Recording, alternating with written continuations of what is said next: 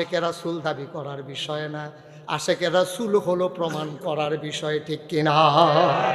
নবীর সুন্নাহ মতো তুমি যখন কথা বলবা, তো দিন প্রচার প্রসারে নবী যেমন তার জীবন বিলিয়ে দিয়েছে, তোমার আল্লাহ দুনিয়ায় খাওয়ার জন্য পাঠায় নাই, বাড়ি করার জন্য পাঠায় নাই।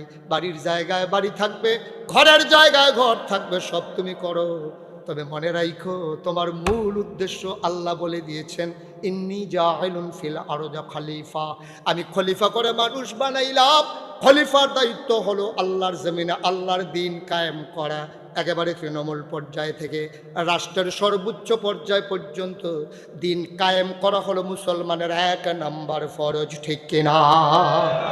নামাজ পড়া যেমন ফরজ, রোজা রাখা যেমন ফরজ, হজ করা যেমন ফরজ, পর্দা করা যেমন ফরজ, প্রতিটি রন্ধে রন্ধে পৃথিবীর আনাচে কানাচে দিনকে পৌঁছে দেওয়া, সমাজে দিন কায়েম করা, ব্যক্তি জীবন, পারিবারিক জীবন, অর্থনৈতিক জীবন, রাজনৈতিক জীবন, ইন্টারন্যাশনাল রিলেশন, রাষ্ট্রের সকল পর্যায়ে তৃণমূল থেকে সর্বোচ্চ পর্যায় পর্যন্ত দিনের বিধানগুলো কায়েম করা, এই জন্যই আমরা খলিফা, ঠিক কিনা বলো?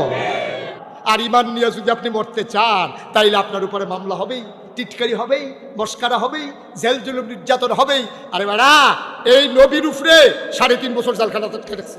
এই নবীরে 40 বছর নবী মক্কায়, জন্ম হয়েছে মক্কায়, শৈশব মক্কায়, কৈশোর মক্কায়, তারুণ্য মক্কায়, যৌবন মক্কায়, বিয়ে করছে মক্কায়, শ্বশুর বাড়ি মক্কায়, নিজের বাড়ি মক্কায়, মাইয়া বিয়ে দিছে মক্কায়, সমাজ করছে মক্কায়, লেনদেন করছে মক্কায়, খাদিজার সবজি টিহা বিলাইয়া খাওয়াইছে মক্কায়, থাকতে পারলেন না মক্কায়, চলে যাওয়া লাগলো মদিনায়, কারণ হলো ইমান, ঠিক কিনা কও? নবীর অপরাধটা কি ছিল?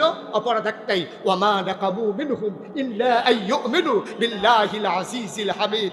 আর কোনো অপরাধ না, একটাই অপরাধ, তিনি ঈমান এনেছেন ওই মহাপরাক্রমশালী আল্লাহর উপরে, ঠিক কিনা বলেন?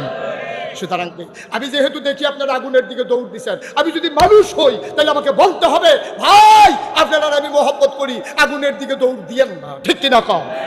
আপনাদের হান্না আমি তো দেখি আপনি আগুনের দিকে দৌড় দিয়ে রয়েছেন, আমি তো দেখি আপনার সুইটটা বাচ্চাটা ফাড়ি ফুরে কতক্ষণের ভিতরে বুড়ি সুইটটা যাবো।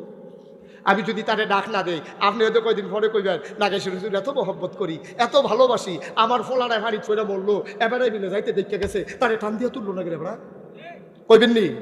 কোয়াটাই স্বাভাবিক, সেটা আমাকে বলতেই হবে। পরের বছর দাওয়াত দিব না না দিব এই চিন্তা করানোর মুস্তাক হয়ে যাওয়ার সময় নাই। ওয়াজ এত করে আলেছি 32 বছর, আর বাসাম কয় বছর? হট্টরই একদিন শুনবেন না, আগে 32 বছর তো ওয়াজে করে লাইছি, ওখানে যদি দুইটা উচিত কথা কইয়া যাইতাম না পারি, আর কয়াম কবে, ঠিক কিনা কও?